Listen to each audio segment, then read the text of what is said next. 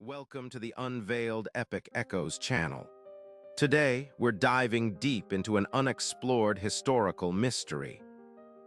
Long before maps were neatly drawn and borders were agreed upon by shaky signatures on parchment, there existed an island off the Atlantic coast that old sailors whispered about in taverns where lanterns flickered, and the salt on their coats never quite dried. An island that remembered the names of those who stepped upon its shore, as if the land itself carried memory like an ancient, breathing ledger. And it was to this island that a man named Elias Rowan traveled during the quiet summer of 1894 when America was rapidly modernizing, stretching telegraph lines like veins across the continent, yet still harboring mysteries that no wire could carry and no scientist could fully explain. Mysteries that hummed beneath the surface of forgotten places, where history had hidden its unrecorded truths beneath layers of sand, soil, and time and Elias. A field historian from Boston who preferred stories left out of textbooks found himself consumed by the allure of a rumor he had heard from an aging lighthouse keeper who claimed that on fog-heavy nights he could hear the island murmuring names he had never spoken but somehow recognized, names that belonged to people long dead, names that had never touched his ears yet stirred something old in his heart. And though many dismissed the tale as the ramblings of a man who had listened to too many storms rumbling across the ocean, Elias felt an irresistible pull that grew stronger each day until he could no longer deny it. So he boarded a weathered fishing vessel captained by a quiet woman named, whose ancestors had fished those waters since before the Revolution, and who carried a knowing look whenever the island was mentioned, the kind of look that suggested she had stories she would take to her grave. And as the boat cut through the soft, gray expanse of morning, the sea calm as brushed silk, she finally broke her silence and told Elias that the island had once been home to a tribe older than any recorded in the nearby colonies. A people who believed that names were not just identifiers but living energies that anchored one's spirit to the world. And because of this, they spoke names only during the most sacred of ceremonies, guarding them fiercely as though each syllable carried the weight of destiny, and explained that when Europeans first settled along the coast, the tribe vanished, not swallowed by war or disease as so many others had been, but disappeared as if carried off by the wind, leaving behind only stories of rituals conducted under lunar eclipses, where the island was said to glow faintly, as though remembering those who once walked upon it. Elias listened, captivated, his academic mind at war with his longing for mysteries that logic. And when the outline of the island finally appeared, a low, forested shape rising quietly from the water, draped in a soft mist, he felt a shiver travel through him, not of fear but of recognition, as though he had seen this island before in dreams forgotten upon waking. As anchored the boat and he stepped onto the shore, the sand cool beneath his boots, he noticed immediately a strange hush, as if the island was holding its breath, listening, waiting, and the trees, tall and ancient, seemed to lean subtly toward him, their leaves trembling with a sound like faint whispers carried by the breeze. Elias walked inland, each step crunching softly, and found remnants of something that once had shape and purpose. Stones arranged with deliberate symmetry, half-buried carvings so worn by centuries that only their ghostly outlines remained, and though he could not translate them, he felt their meaning press gently against his mind like fingers tracing forgotten memories. Hours passed as he wandered deeper, the forest thickening until the sunlight dimmed beneath its canopy, and then he heard it. His name, whispered delicately, almost lovingly, as though spoken by someone who had known him all his life, yet he was utterly alone.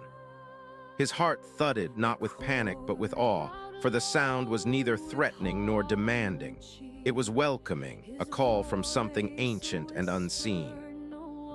Drawn forward, He found himself at the edge of a clearing where a pool of still water reflected the sky like polished glass, and around its edge were more stones, arranged in a circle with markings faint but unmistakably deliberate, symbols of an extinct culture that had once revered this place. When he approached the pool, he felt a strange warmth rise from its surface, and the whisper returned, this time not his name alone, but names he had never heard, spoken with a tenderness that suggested they belonged to souls long gone yet not forgotten. Elias knelt, peering into the water, and to his astonishment he saw not only his reflection but faint silhouettes behind it, figures draped in garments woven from natural fibers, faces painted with pigments of earth, eyes deep and knowing, watching him with sorrow and hope in their expressions. He blinked, and the vision faded, but the impact lingered like the fading echo of a bell struck only once. Compelled by a force he could neither name nor resist, he began to speak softly, offering his full name aloud to the stillness, something he rarely did, and when his words reached the air, the island responded immediately.